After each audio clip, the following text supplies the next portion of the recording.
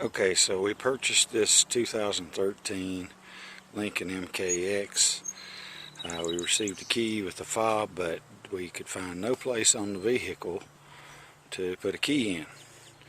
So, after researching and contacting the dealership, we found out it's supposed to have one in it. So, we're going to take this apart, we're going to fix this problem, and we're going to show you how to fix it.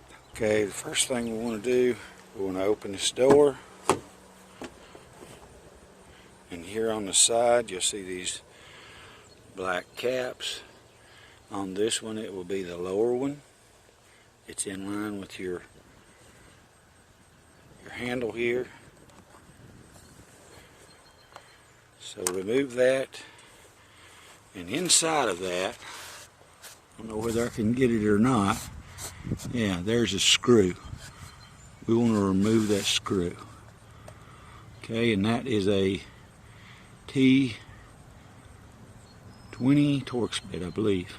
Now you need to be real careful not to drop this screw down inside your door. So if you see, I'm using a magnet to magnetize my screwdriver, and we're going to remove this.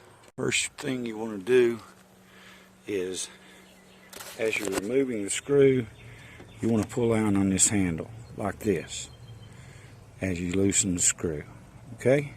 And here is the screw after it was removed. Now what we want to do, we want to pull out here and then remove this piece, and there is our lock cylinder. So now we're going to replace it with this one we bought off Amazon, and we'll be able to get into the vehicle without having to pay lots of money for the dealership to get us in when we can't get into if the battery went down. So we put our screw back in. We want to put our plastic cap back in place. Just push that in, and then